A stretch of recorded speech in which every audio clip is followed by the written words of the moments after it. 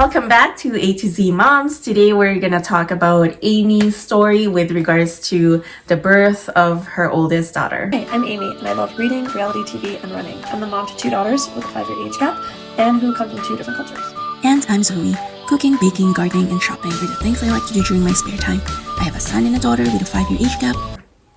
Okay, well I'm excited to share this story. It takes us way back to 2019 in the depth of winter. I think when my daughter was born there was a snowstorm happening, so it was definitely dramatic. And kind of setting the stage for my birth, I had a doula for both my pregnancies, and it was a hospital birth. It was a planned hospital birth, and it ended up being a natural delivery, so not a C-section or anything like that. Something interesting about the last part of the pregnancy was that I went to almost 42 weeks, which I was under 35 at the time, and where we live, generally you get induced if you're 35 and up as a default. Right. So I did have an induction scheduled, but I went into labor 4 days before the induction was supposed to happen. And how I experienced labor is I have a lot of back labor, and so I was almost to the point where I couldn't walk by the very end. I remember I had a meeting with a coworker, and she's like, I don't even want to ask you to come to my office because it's so sad watching you try to walk down the hallway. Right. And so I was kind of just miserable by the end, as we all are. Like, I wasn't one of those women that said, I love pregnancy, this is so amazing. I felt like I was uncomfortable and kind of grumpy throughout most of it. I gained almost 50 pounds with my first, which was quite a bit as well too. Definitely learned that lesson with the second. Did you ever experience Braxton Hicks during your pregnancy? I did. I definitely ended up in the outpatient unit a couple of times to get checked. Wow. Both my pregnancies, about 3 or 4 times I had false alarms with Braxton Hicks where the contractions got to be about 4 minutes apart. And even I had the senior doula subbing in for my doula, who has probably seen thousands of births. Yes. And even she thought I was really in labor. That's insane. It was really insane. So the nurses got to know me really well. And so that's why I didn't quite trust my body when I actually went into labor. So I just want to ask you, Amy, how is the fake Braxton Hicks, how do you compare it to the actual contractions when you're actually about to give birth? Definitely. So the pain level is actually similar. The number one difference between Braxton Hicks and real contractions is that it never progresses. So with labor, there's a pattern where they get closer together and each contraction gets longer. Yes. That never happens with Braxton Hicks. So, but it can go on for a long time. Like, I remember one episode I had was almost 24 hours. Wow. And I was up in the night. I was in my daughter's nursery on the rocking chair, just crying because I'm like, if this is what labor is, I don't want it. Right. So I think what was challenging going into the labor is that mentally I already felt quite broken down. Because A, I wasn't trusting my body, and B, I was just running out of stamina. So I'm actually really proud that I ended up going to the finish line with a natural birth, because my body was so tired. I'm actually amazed it was able to happen that way. Like, whichever way you give birth is totally valid. Like, we're not here to comment on that, but it's amazing what your body can do when it comes to like adrenaline. Exactly. And just being like you almost get in a different headspace when you're in labor. Right. Would you agree with that? I agree with that, definitely. So the day of the labor, the night before, like I said, I had been up crying. I was in so much pain. We had one of those reclining couches. Yes. And I remember there was only one position where I wasn't in agonizing pain. So I had this remote and I was trying to tweak it like this. Yeah. And if it went out of the position, it was awful. So I was literally sitting like this on this weird reclined couch all night. And then in the morning, I was like, I don't think I can handle this anymore. And when I had been an outpatient, one of the nurses said, if you get to that point, come for a morphine shot. And a coworker had told me that too. They said if you're in early labor, like 0 to 1 centimeters, and you're not progressing, you can get a morphine shot. It makes you sleep and helps you relax sometimes to get the labor going. Right. So I'm like, let's go to the hospital and do that. I got out of bed. When I tried to put on my pants, it was like Gumby trying to put on pants. like my legs like almost kind of collapsed underneath me.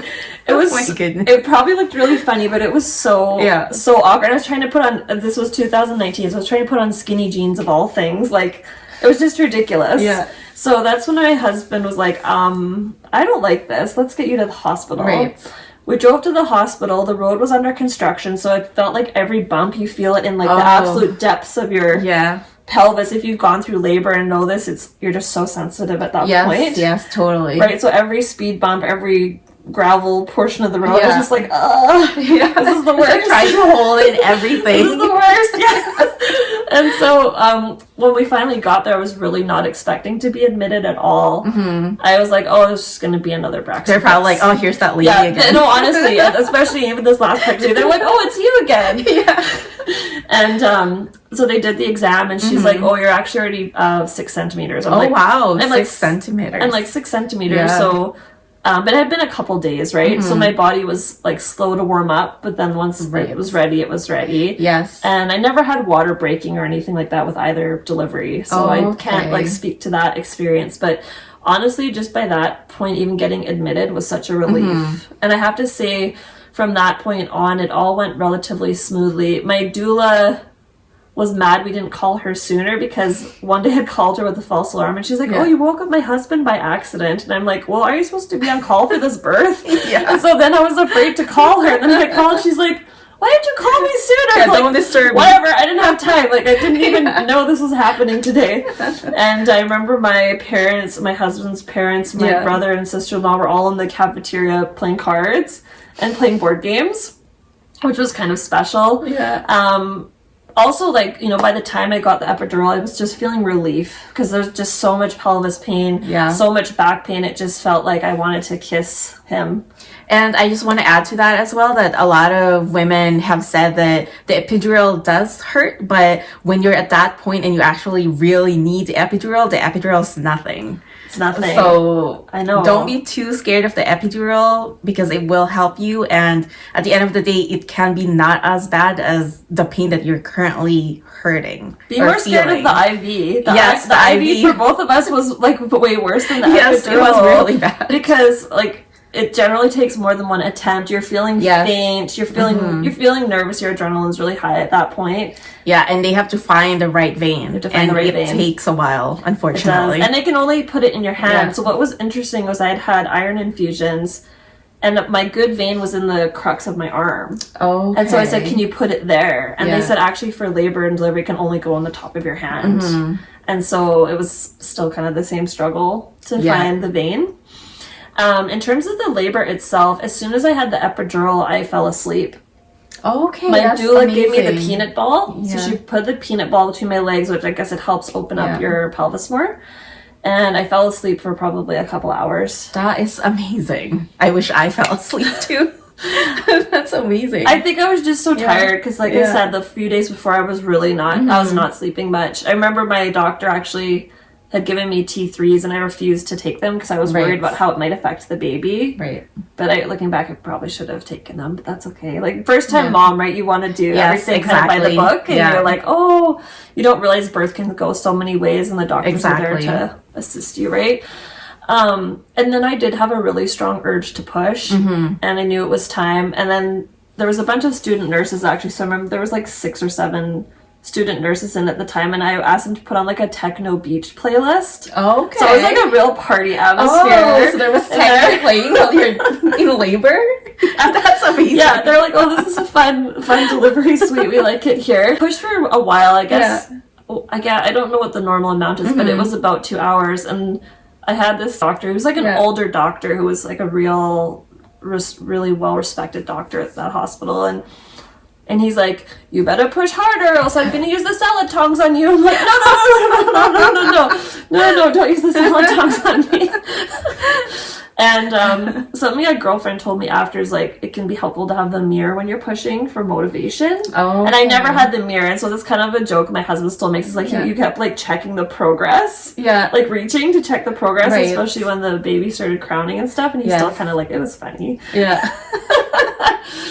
Same for me. Like, they had me touch the baby's head, so that I know that I am pushing the baby out, and it helps. It helps. No one really talks about that, though. Yes, you don't know what to expect that really at all. But it is. I think at that point everything's very instinctual, right? Like your body really does just take over. Yeah. And when especially if you have an epidural, I would honestly say the early stages of labor are worse. before the epidural. Right. And then the rest felt easier. I agree. To me. So I did tear a little bit. I had a 2nd-degree tear, which was pretty easily repaired. Everything actually went really smoothly. I remember my doula saying, for all the ups and downs you had in early labor, that was a really smooth birth. Yes. And I didn't really appreciate that comment until I had my 2nd daughter, which I'll talk about in another video, where it was like the complete opposite of everything I described in this video. Usually the 2nd is very different in all ways possible. Totally. And I'm already finding that to be true. But I left the birth experience feeling very positive. I would say out of the 2 births, that was the one that was the better experience for me. Yeah. I did feel empowered. I felt supported. Yes. The recovery was pretty good for sure. But then, of course, came the learning curve of being a first-time mom. Right. So I think the postpartum was more difficult with the first, but the labor and delivery was better. Yeah, I agree with that. Is there anything else that you would like to share about your birth story? Yeah, I would just say to anybody who's watching this that hasn't delivered first and is thinking of these different descriptions, like, oh, it's going to be the worst period cramps of your life and that sort of thing, is that physically it feels very different for everybody. And with first labors, it tends to pick up a little bit more slowly over a number of days. And so if you're feeling that pain, don't be afraid to get some support from your obstetrician or the hospital if you're already feeling like it's a lot, because that first stretch of 0 to 4 centimeters is really hard. Yes, it is. And that's really the part that takes a little while longer. Yes. But once you hit 6, then it's boom, boom, boom, it's done. Yeah, totally. Yeah, but no, that's like all that I want to share. I can't wait to hear your story too. Awesome. Wonderful. Thank you so much for listening in. Please stay tuned for my birth story for my oldest, and don't forget to hit subscribe and like. And if you have any comments for us, drop it in the comment section below.